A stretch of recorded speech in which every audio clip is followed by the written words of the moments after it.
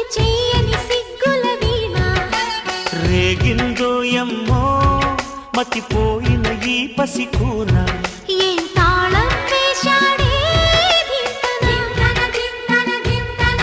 ఏం రాగం తీసిల్దే